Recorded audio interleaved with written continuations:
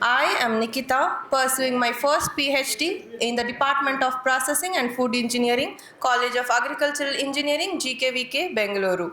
The role and sole reason of us to gather here today. A very happy Engineers Day to all of you.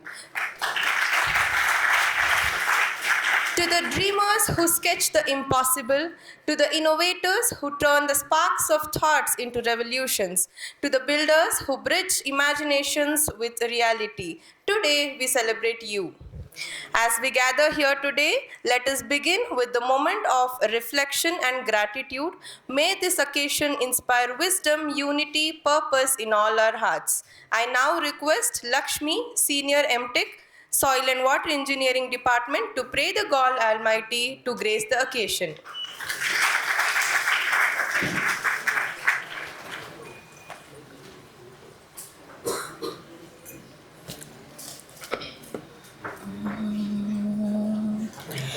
ಶರಣು ಸಿದ್ಧಿ ವಿನಾಯಕ ಶರಣು ವಿದ್ಯ ಪ್ರದಾಯಕ ಶರಣು ಸಿದ್ಧಿ ವಿನಾಯಕ ಶರಣು ವಿದ್ಯ ಪ್ರದಾಯಕ ಶರಣು ಪಾರ್ವತಿ ತನಯ ಮೂರುತಿ ಶರಣು ಪಾರ್ವತಿ ತನಯ ಮೂರುತಿ ಶರಣು ಮೂಷಿಕ ವಾಹನ ಶರಣು ಸಿದ್ಧಿ ವಿನಾಯಕ ಶರಣು ವಿದ್ಯ ಪ್ರದಾಯಕ ಶರಣು ಸಿದ್ಧಿ ವಿನಾಯಕ ಶರಣು ವಿದ್ಯ ಪ್ರದಾಯಕ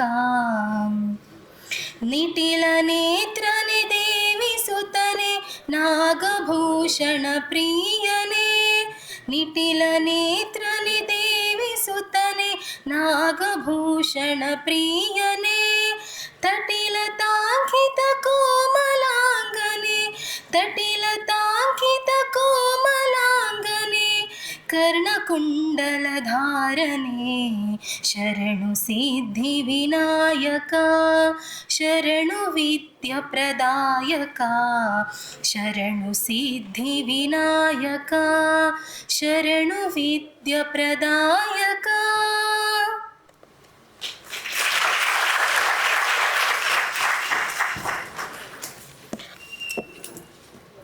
Let knowledge guide our thoughts, respect shape our words, and integrity lead our actions. May we work together in harmony, striving towards excellence and growth. Thank you, Lakshmi. I now request Dr. C.T. Ramachandra Sir, Professor, Department of Processing and Food Engineering, College of Agricultural Engineering, GKVK, to welcome the gathering.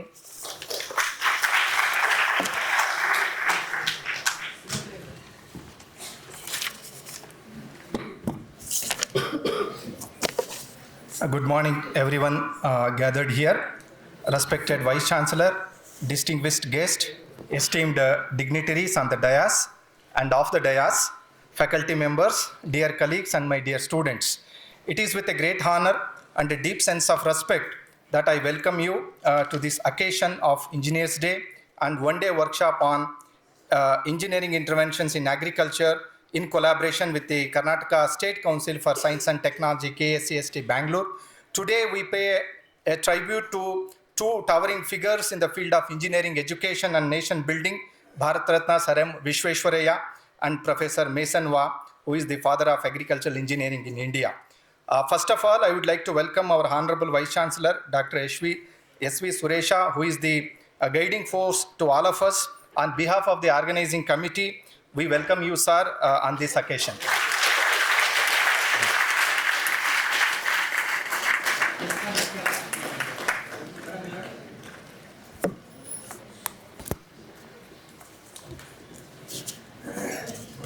Practicing engineers are always a source of inspiration for the youngsters.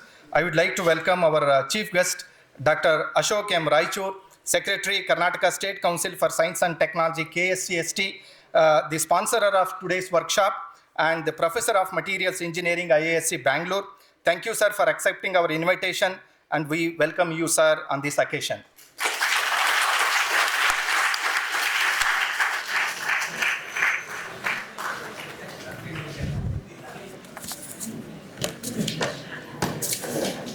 The achievers from agricultural engineering fraternity are the role models to our students. I would like to welcome our chief guest, Mr. Amarnath Reddy, IPS.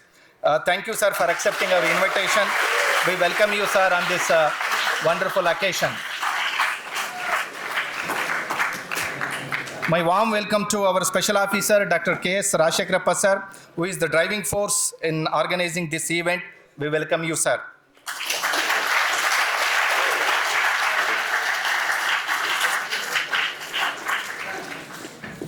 On behalf of the organizing committee, I extend my warm welcome to Engineer Jairam sir, Senior Project Engineer, KSCST, Bangalore, to this occasion. My gracious welcome to all the officers of the university, heads of the department, professors, staffs, and students of US Bangalore. I would like to welcome Dr. Y.N. Shivalingaya sir, Director of Extension, US Bangalore, Dr. M. Papegowda sir, University Librarian, US Bangalore, and other all officers of the university, heads of the department, and professors, staff, and students of the US Bangalore. I once again, I warmly welcome each one of you, and I look forward to an enriching celebration ahead. Thank you very much.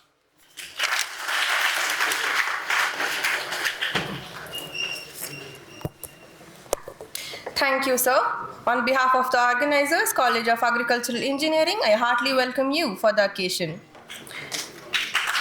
We shall now begin the inauguration ceremony with the auspicious lighting of the lamp, symbolizing the dispelling of darkness and ushering the knowledge and wisdom. I now request our Honorable Vice Chancellor, Dr. S.V. Suresha sir, to inaugurate the program by lighting the lamp. I also request all the dignitaries to please join, and I request the audience to please stand for the inauguration.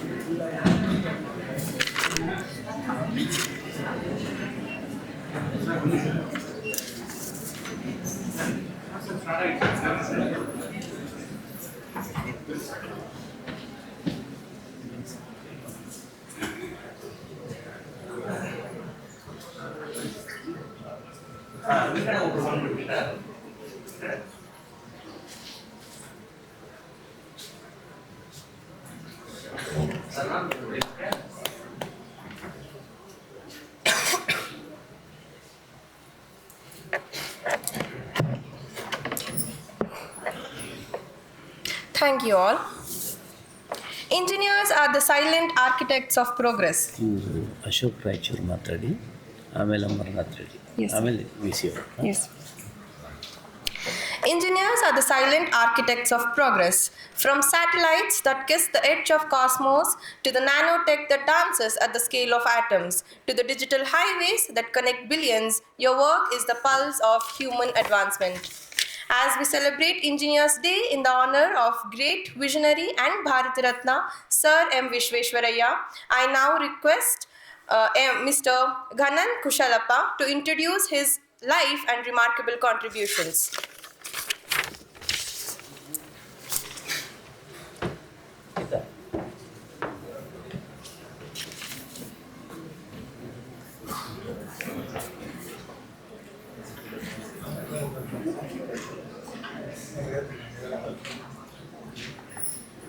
Good morning, one and all present here. Today, I feel proud to speak about Sir Mokshagundam Vishveshwaraya, one of the greatest engineers and visionaries India has ever produced. Born on 15 September 1861 in a small village, Muddenalli, Chikbalapura, Taluk and district in Karnataka, Sir Vishveshwaraya rose to become a world-famous engineer. His contributions such as Krishnarajasagara Dam in Mysuru and flood protection system in Hyderabad showed how engineers can transform lives.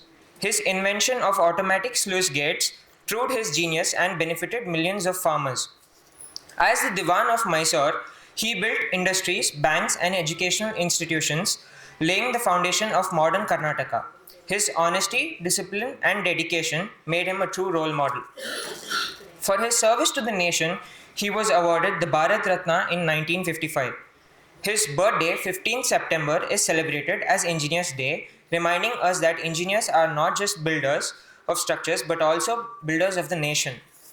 Sir M. Vishveshwaraya believed in the motto, "Work is worship." His life teaches us the value of hard work, vision, and service to the society. Let us take inspiration from his life and strive to contribute to our country with the same spirit of his dedication. Thank you.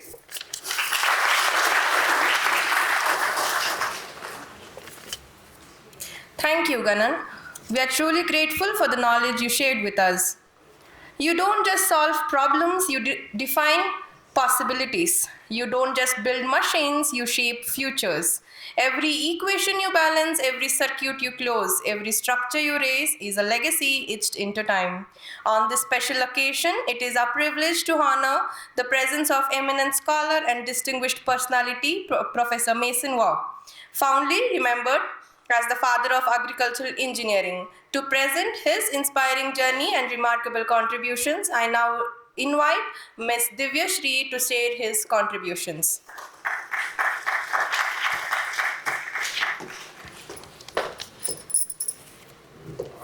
A very good morning to everyone. Myself Diveshri from 3rd year BTech.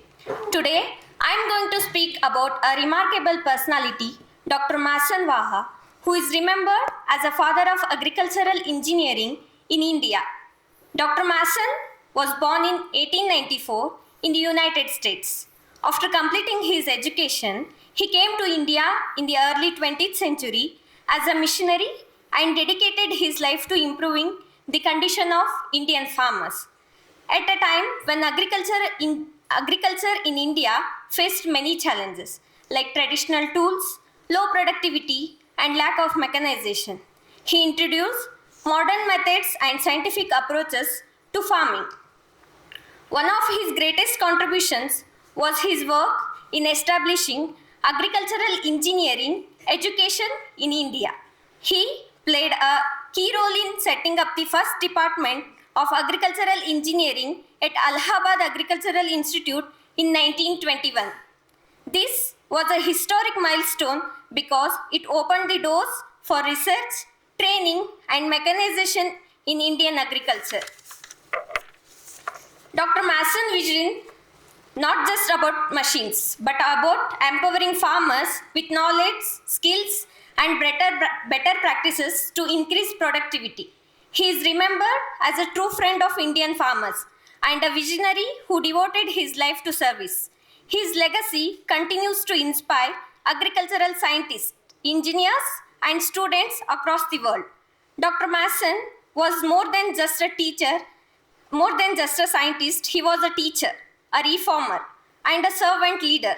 His contribution to Indian agriculture will always be remembered with great respect and gratitude. Thank you.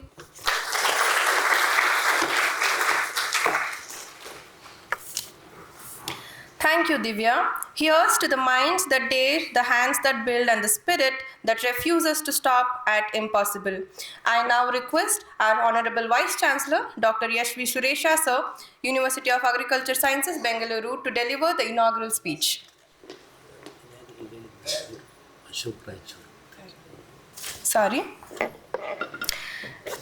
Today, we have among ourselves a distinguished guest, our BTech alumni, Engineer Amarnath Reddy Sir, IPS, Karnataka State Police.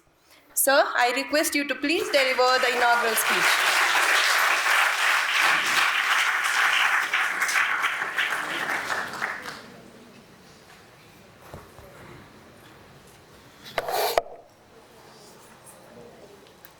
ಎಲ್ರಿಗೂ ನಮಸ್ಕಾರ. So ನಾನು ಕನ್ನಡದಲ್ಲೇ ಮಾತಾಡ್ತೀನಿ, ಯಾಕಂದರೆ ನಮ್ಮದು ಎಲ್ಲ thoughts ಕನ್ನಡದಲ್ಲಿರೋದ್ರಿಂದ ನಾನು ಕನ್ನಡದಲ್ಲೇ ಮಾತಾಡ್ತೀನಿ. ಇವತ್ತಿನ ಈ ಇಂಜಿನಿಯರ್ಸ್ ಡೇ ಸಮಾರಂಭದ ಅಧ್ಯಕ್ಷ ಸ್ಥಾನವನ್ನು ವಹಿಸಿರ್ತಕ್ಕಂಥ ವೈಸ್ ಚಾನ್ಸಲರ್ ಆದಂಥ ಸುರೇಶ್ ಸರ್ ಅವರೇ, ಮತ್ತು ಈ ದಿನದ ಮುಖ್ಯ ಅತಿಥಿಗಳಾಗಿ ಆಗಮಿಸಿರ್ತಕ್ಕಂಥ ಪ್ರೊಫೆಸರ್ ಅಶೋಕ್ ರಾಯಚೂರು ಸರ್ ಅವರೇ, ಮತ್ತು ನನ್ನನ್ನು ಈ ಸಮಾರಂಭಕ್ಕೆ ಕರೆದುಕೊಂಡು ಬಂದಿರತಕ್ಕಂಥ ಪ್ರೊಫೆಸರ್ ಮತ್ತು ನಮ್ಮದು ರಾಜಶೇಖರ್ ಅವರೇ, ಇಲ್ಲಿ ಇರತಕ್ಕಂಥ ಈ ಅಗ್ರಿಕಲ್ಚರಲ್ ಇಂಜಿನಿಯರಿಂಗ್ದು ಕಾಲೇಜಿರ್ತಕ್ಕಂಥ ಎಲ್ಲ ಪ್ರಾಧ್ಯಾಪಕರೇ ಹಾಗೂ ನನ್ನ ಎಲ್ಲ ವಿದ್ಯಾರ್ಥಿನಿಯರೇ.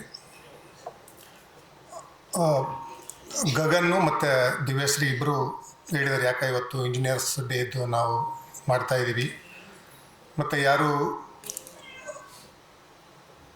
ನಾವೆಲ್ಲರನ್ನೂ ಕೂಡ ಐಡೆಂಟಿಫೈ ಮಾಡಿದ್ದೀವಿ. ಭಾರತ ರತ್ನ ಸರ್ ಮೋಕ್ಷಗುಂಡಂ ವಿಶ್ವೇಶ್ವರಯ್ಯ ಅವ್ರದ್ದು ಮತ್ತು ಡಾಕ್ಟರ್ ಮಾಸನ್ ಅವ್ರದ್ದು ಏನು ಕಾಂಟ್ರಿಬ್ಯೂಷನ್ ಇತ್ತು ಎಂಬುದು ಕೂಡ ಹೇಳಿದ್ದಾರೆ. ಮತ್ತು ನನ್ನ ನಂತರದಲ್ಲಿ ಮಾತಾಡ್ತಕ್ಕಂಥ ವೈಸ್ ಚಾನ್ಸಲರ್ ಸರ್ ಅವರು ಮತ್ತು ಪ್ರೊಫೆಸರ್ ರಾಯಚೂರು ಅವರು ಕೂಡ ಇಂಜಿನಿಯರ್ಸ್ ಡೇ ಬಗ್ಗೆ ತುಂಬಾ ತಮ್ಮ ಜೊತೆ ಮಾತಾಡ್ತಾರೆ. ಸೊ ನನಗೆ ಕರೆದಿರ್ತಕ್ಕಂಥದ್ದು ನಾನು ಯೂಸಲಿ ಕಡಿಮೆ ಇಂಥದ್ದು ಅಟೆಂಡ್ ಮಾಡೋದಕ್ಕೂ ನನಗೆ ಅವಕಾಶ ಇದ್ದಿಲ್ಲ, ಮತ್ತು ಪೊಲೀಸ್ ಆಫೀಸರ್ಸ್ಗೆ ಮಾತಾಡೋದು ಕೂಡ ಸ್ವಲ್ಪ ಏನು ಮಾತಾಡಬೇಕು ಅಂತ ಅರ್ಥ ಆಗಲ್ಲ. ಸೊ ನಾನು ಏನೂ ರೆಡಿ ಇಲ್ಲ, ನಂದು ಏನಿದೆ ಥಾಟ್ಸ್ ಅದನ್ನೇ ಹೇಳ್ತೀನಿ. ನಾನು ಏನು ನೋಡ್ಕೊಂಡು ಬಂದಿಲ್ಲ, ಏನೂ ಇಲ್ಲ, ಬಟ್ ನನ್ನ ಥಾಟ್ಸ್ ಏನಾದರೂ ಹೇಳ್ತೀನಿ, ಬಟ್ ವೆರಿ ಇಂಪಾರ್ಟೆಂಟ್. ಸೊ ನೀವು ಇವತ್ತು 15-20 ನಿಮಿಷ ನನ್ನ ಮಾತು ಕೇಳಿದರೆ ಖಂಡಿತವಾಗ್ಲೂ ನೀವು 100% ಚೇಂಜ್ ಆಗ್ತೀರಿ. ಸೊ ಲಾಸ್ಟ್ ಕುಂತರು ಕೂಡ ಸ್ವಲ್ಪ ಕೇಳಪ್ಪ ಸೆಕೆಂಡ್ ಮ್ಯಾನ್ ಎಬ್ಸವ್ರಿಗೆ ಕೇಳೋ ಇಂಪಾರ್ಟೆಂಟ್ ಇದೆ. ಸೊ ಎಲ್ಲ ಕಣ್ಣು ನನ್ನ ಕಡೆ, ನಂದು ಎಲ್ಲ ಕಡೆನೂ ಹೋಗ್ತಿರುತ್ತೆ. ಸೊ ದಯವಿಟ್ಟು ಕೇಳಿ, ಇಂಪಾರ್ಟೆಂಟ್. ನಾನು ಮಾತಾಡ್ತಕ್ಕಂಥ ಒಂದು 15-20 ನಿಮಿಷ ನನ್ನ ಬಿಯರ್ ಮಾಡಿ. ಸೊ ಪ್ರೊಫೆಸರ್ ರಾಜಶೇಖರ್ ಸರು ನನಗೆ ಮೆಸೇಜ್ ಹಾಕಿದರು ಸುಮಾರು ಒಂದು 2 months ಬ್ಯಾಕ್. ಸೊ ನಮ್ಮದು 15th ಸೆಪ್ಟೆಂಬರ್ಗೆ ನಾವು ಇಂಜಿನಿಯರ್ ಡೇ ಮಾಡ್ತಾಯಿದ್ವಿ. ನಾವು ಬನ್ನಿ ಅಂತ ನಂಗೆ ಪರಿಚಯ ಇದ್ದಿಲ್ಲ, ಏನೆಲ್ಲ. ನಾನು ಜಸ್ಟ್ ಮೆಸೇಜ್ ನೋಡಿದೆ, ಸುಮ್ಮನೆ ಇದ್ದೆ. ಸೊ ನಂತರದಲ್ಲಿ ಸರ್ಗೆ ನಾವು ಮತ್ತೆ ಸ್ವಲ್ಪ ದಿವಸ ಆದಮೇಲೆ ಫೋನ್ ಮಾಡಿದೆ. ನಂದು ಟ್ರಾನ್ಸ್ಫರ್ ಆಯಿತು, ನಾನು SP ಬಾಗಲಕೋಟೆ ಅಂತ ಕೆಲಸ ಮಾಡ್ತಿದ್ದೆ ಆ ಟೈಮ್ದಲ್ಲಿ ಸರ್ ಮೆಸೇಜ್ ಮಾಡಿದಾಗ. ಸೊ ಮೀನ್ ಟೈಮ್ ನಂದು ಟ್ರಾನ್ಸ್ಫರ್ ಆಯಿತು, ನಾನು ಬೆಂಗಳೂರಿಗೆ ಬಂದೆ. ಸೊ ಮೋಸ್ಟ್ಲಿ ಅವ್ರದ್ದು ಮೆಸೇಜ್ ಹಾಕಿರೋದಕ್ಕೆ ಅನ್ನೋ ಟ್ರಾನ್ಸ್ಫರ್ ಆಗಿಬಿಡುತ್ತೆ ಅನ್ನೋ ಗೊತ್ತಿಲ್ಲ. ಬೆಂಗಳೂರಿಗೆ ಬಂದ ನಂತರ ನಾನೊಂದು ಮೆಸೇಜ್ ಮಾಡಿದೆ, ರಿಪ್ಲೈ, ನಾನು ಅಲ್ಲಿ ಪ್ರೋಗ್ರಾಮ್ ಅಟೆಂಡ್ ಮಾಡ್ತೀನಿ ಅಂತ ಹೇಳಿದೆ ಸರ್ಗೆ. ನಂತರ ಅವರು ನಮ್ಮದು ಸೀನಿಯರ್ ಇದ್ದರು ಒಬ್ಬರು ಸಿದ್ದರಾಮಪ್ಪ ಅಂತ. ಸೊ ಅವ್ರ ಜೊತೆ ನಾವು ಮಾತಾಡ್ಕೊಂಡು ನಾನು ಬರಬೇಕಂತಿತ್ತು, ನಂದು ಸ್ವಲ್ಪ ವರ್ಕ್ ಕಡಿಮೆ ಇರ್ತಿತ್ತು. ಸೊ ಅಟ್ಲೀಸ್ಟು ನಾನು ಸ್ಟೂಡೆಂಟ್ಸಿಗೆ ಮೋಟಿವೇಟ್ ಮಾಡ್ತೀನಿ. 100% ಆದರೂ ನಿಮ್ಮಲ್ಲಿ ಇರ್ತಕ್ಕಂಥದ್ದು ಏನು 200 ಜನ ಇದ್ದಾರೆ, 10 ಜನರನ್ನಾದರೂ ಚೇಂಜ್ ಮಾಡೇ ಮಾಡ್ತೀನಿ ಇವತ್ತು ನಾನು. ಸೊ ಆ ಕಾನ್ಫಿಡೆನ್ಸ್ ನಾನು ಎಲ್ಲಿ ಹೋದರೂ 100% ಕೊಡ್ತೀನಿ.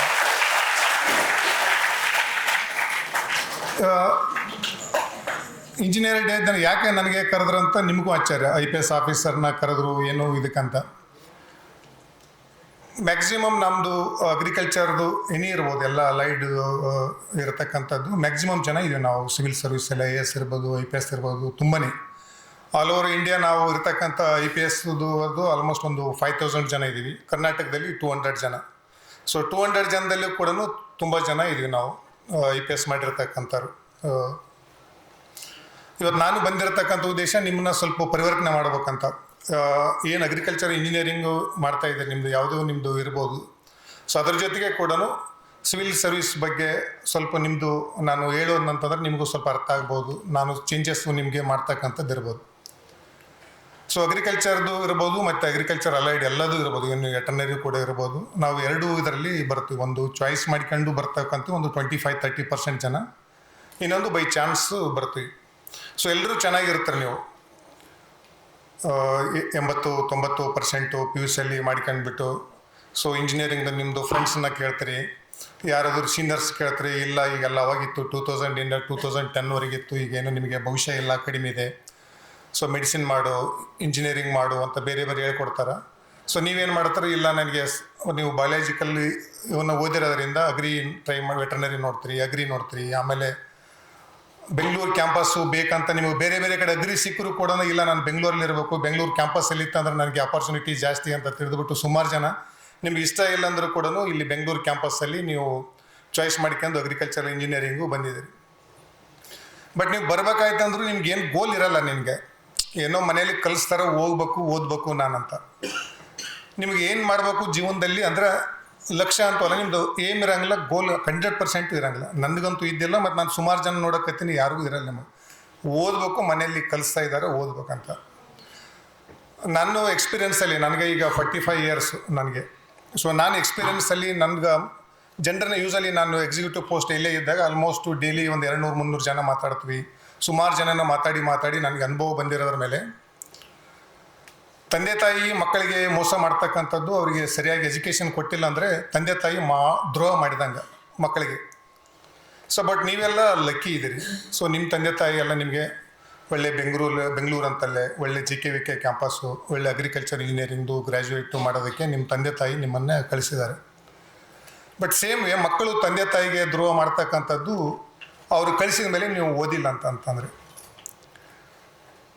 ತಂದೆ ತಾಯಿಗೆ ಮತ್ತು ಏಜ್ ಆದಮೇಲೆ ಅನಿಸ್ತೈತಿ. ಈಗ ಸೊ ನನಗೇನು ಅನಿಸಿಲ್ಲ, ಬಟ್ ಇನ್ನೊಂದು 10-15 ವರ್ಷ ಆದಮೇಲೆ ಅನಿಸ್ತೈತಿ. ಎರಡೇ ಪ್ರಶ್ನೆ ಕೇಳ್ತಾರೆ, ನೀವು ಎಲ್ಲಿ ಹೋಗಿ ಫಂಕ್ಷನ್ ಹೋಗಿ ಏಜ್ ಆದಮೇಲೆ 60 ವಯಸ್ಸಾದಮೇಲೆ 2 ಪ್ರಶ್ನೆ ಕೇಳ್ತಾರೆ ಎಲ್ಲರೂ. ನೀವು ಎಷ್ಟು ಆಸ್ತಿ ಮಾಡಿದ್ದೀರಿ, ನೀವು BMW ಕಾರಲ್ಲಿ ಓಡಾಡ್ತಾ ಇದ್ದೀರಾ, ನೀವೇನು ಅಚೀವ್ ಮಾಡಿದ್ದೀರಿ, ಏನು IPS ಏನು ಮಾಡಿದ್ದೀರಿ ಎಂಬುದು, ಏನು ಬಿಸ್ನೆಸ್ಸಲ್ಲಿ ಯಾರೂ ಏನು ಕೇಳಲ್ಲ. 2 ಪ್ರಶ್ನೆ ಕೇಳ್ತಾರೆ. ಒಂದು ಫಸ್ಟು ಹೇಗಿದ್ದೀರಿ ಅಂತ ಕೇಳ್ತಾರೆ, ಎರಡನೇದ್ದು ಮಕ್ಕಳು ಏನು ಮಾಡ್ತಾರೆ ಅಂತ ಕೇಳ್ತಾರೆ. ಇದನ್ನು ಬಿಟ್ಟು ಯಾರೂ ಏನು ಕೇಳಲ್ಲ. ನಮ್ಮಲ್ಲಿ ಇರ್ತಕ್ಕಂಥ ನಮ್ಮದು ಇರ್ತಕ್ಕಂಥ ಎಲ್ಲ ಪ್ರೊಫೆಸರ್ಸ್ ಅವರಿಗೆ ಕೇಳಿದರೆ ಗೊತ್ತಾಗುತ್ತೆ. ಈ 2 ಪ್ರಶ್ನೆ ಬಿಟ್ಟು ಏನೂ ಕೇಳಲ್ಲ. ತಂದೆ ತಾಯಿಗೆ ಆತಂಕ. ಮಕ್ಕಳು ಚೆನ್ನಾಗಿದ್ದಾರೆ ಅಂತಂದ್ರೆ ಭಾಳ ಪ್ರೈಡಾಗಿ ಎಲ್ಲ ಕಡೆಯೂ ಹೋಗ್ತಾರೆ. ಫಂಕ್ಷನ್ನಲ್ಲಿ ಗರ್ವದಿಂದ ಮಾತಾಡ್ತಾರೆ ಭಾಳ, ನನ್ನ ಮಗ ಏನೋ ಮಾಡ್ತಾ ಇದ್ದಾನ, ಚೆನ್ನಾಗಿದ್ದಾನಂತ. ಸೊ ಅದೇ ನೀವು 22 ವಯಸ್ಸಾದಮೇಲೆ ಆದರೂ ಅನ್ಎಂಪ್ಲಾಯ್ಡ್ ಆಗಿ ಸೊ ಅದೇ ಥರ ಇದ್ದೀರಿ ಅಂತಂದರೆ ನಿಮಗೆ ಅರ್ಥ ಆಗಲ್ಲ, ಕಷ್ಟ ಅದು. ತಂದೆ ತಾಯಿಗೆ ಸಿಕ್ಕಾಪಟ್ಟೆ ಮನಸ್ಸಲ್ಲಿ ನೋವಿರುತ್ತೆ. ಎರಡೂ ಇರ್ಬೋದು, ಮೇಲ್ ಇರ್ಬೋದು, ಫಿಮೇಲ್ ಇರ್ಬೋದು, ಇಬ್ಬರದು ಕೂಡ. ಎಡಿಷ್ನಲ್ ಆಗಿ ಇನ್ನೊಂದು ಕಷ್ಟ ಅನಿಸ್ತದೆ ತಾಯಿಂದೆ ಅಥವಾ ತಾಯಿಗೆ, ಹೆಣ್ಮಕ್ಳಿಗೆ ಬೇಗ ಮದುವೆ ಆಗಲಿಲ್ಲ ಅಂತಂದ್ರೆ ಅದನ್ನು ಒಂಥರ ಕಷ್ಟ ಅನಿಸ್ತೈತೆ ಎಲ್ರಿಗೆಲ್ಲ, ಮಗಳಿಗೆ ಬೇಗ ಮದುವೆ ಮಾಡಿಕೊಡ್ಬೇಕು ಅಂತ. ಈಗೆಲ್ಲ 30 ವರ್ಷದ ತನಕ ಇದೆ. ಬಟ್ ಮುಂಚೆ ಎಲ್ಲ ಹಳ್ಳಿಯಲ್ಲಿ ಇರ್ತಕ್ಕಂಥವ್ರಿಗೆ ಸ್ವಲ್ಪ ಕಷ್ಟ ಅನಿಸ್ತು, ಬೇಗ 20-25 ಮದುವೆ ಆಗಿಬಿಟ್ರೆ ಸೊ ನಂದು ಜವಾಬ್ದಾರಿ ಹೋಯ್ತು ಅಂತ. ಅದೇ ಮಗ ಕೂಡ 20-22 ವರ್ಷದಲ್ಲಿ ಬೇಗ ಒಂದು ಸೆಟ್ಲ್ ಆದ, ಅವನ ಜೀವನ ಮೇಲೆ ನಿಂತಂತಂದ್ರೆ ತಂದೆ ತಾಯಿಗಳಿಗೆ ಅವರಷ್ಟು ಖುಷಿ ಪಡೋರು ಯಾರಿಲ್ಲ. ಬಟ್ ಇಲ್ಲಿ ಬಂದ ಮೇಲೆ ನಾವೇನು ಮಾಡ್ತೀವಿ, ನಾನು ಹಂಗೆ ಸೇಮ್ ನಿಮ್ಮಂಗೆ ಇದ್ದೆ. ಬಟ್ ನಮ್ಗೆ ಅದ್ರದ್ದು ಯಾವುದೂ ಕೂಡ ಅರಿವಿರಲ್ಲ. ತಂದೆ ತಾಯಿದಾಗಲಿ ಎಷ್ಟು ಕಷ್ಟಪಟ್ಟು ದುಡ್ಡು ಕಳಿಸ್ತಿರ್ತಾರ, ನಿಮಗೆ ಅರಿವೇ ಇರಲ್ಲ. ಕೇಳಿದಂಗೆ ಲ್ಯಾಪ್ಟಾಪ್ ಕೊಡಿಸ್ತಾರ, ಮೊಬೈಲ್ ಕೊಡಿಸ್ತಾರ. ನೀವಿಲ್ಲಿ ಮಾತ್ರ ಜೀವನ ನಿಮ್ಗೇನು ಗೋಲ್ ಇಲ್ದೇ ಕಾಲ ಕಳೀತಾ ಇದ್ದೀರಿ. ಬಟ್ ಈಗ ಅರ್ಥ ಆಗಲ್ಲ ನಿಮಗೆ, ಯಾರು ನೀವು ಚೆನ್ನಾಗಿ ಓದ್ತಾ ಇಲ್ಲ. ಹೇಳ್ತೀನಿ ಮುಂದೆ ಯಾವಾಗ ಅರ್ಥ ಆಗುತ್ತೆ ಅಂದ್ರೆ, ನಿಮಗೆ ಡಿಗ್ರಿ ಮುಗಿಸ್ತೀರಿ, ಏನೂ ಸಿಕ್ಕಲ್ಲ, ಇಲ್ಲಿ ಟೈಮ್ ವೇಸ್ಟ್ ಮಾಡಿರ್ತೀರಿ, ನಿಮಗೆ ಏನು ಓದ್ಬೇಕಂಬೋದು ಗೊತ್ತಿರಲ್ಲ, ಯಾಕೆ ಓದ್ಬೇಕಂಬೋದು ಗೊತ್ತಿರೋಂಗಿಲ್ಲ. ಆಗ ನಿಮಗೆ ಮುಗಿಸಿ ಹೋದ್ಮೇಲೆ ಗೊತ್ತಾಗುತ್ತೆ. ಯಾವಾಗ ನೀವು ಡಿಗ್ರಿ ಮುಗಿಸಿ ಹೋದ್ಮೇಲೆ ಆದರೂ ಮನೆಯಲ್ಲಿ ಊಟ ಮಾಡೋಕ್ಕೆ ಹೋಗ್ತಾರಲ್ಲ, ನನಗಂತೂ ನಾಚಿಕೆ ಬರ್ತದೆ. ಅವಾಗ ನಿಮಗೂ ನಾಚಿಕೆ ಬರೋಕ್ಕೆ ಸ್ಟಾರ್ಟ್ ಆಗುತ್ತೆ. ಕತ್ತೆ ವಯಸ್ಸಾದಂಗೆ ಆಯಿತು, ಇಷ್ಟುವರೆಗೆ ಓದಿಸಿದ್ರು ಇನ್ನೂ ತಂದೆ ಹಾಕಿದ್ದು ತಾಯಿ ಹಾಕಿದ್ದು ನಾನು ಊಟ ಮಾಡ್ತಾ ಇದ್ದೀನಲ್ಲ ಅಂತ ಬರ್ತಾರೆ. ಅವಾಗ ನಿಮಗೆ ನೋವು ಅನಿಸ್ತೈತೆ.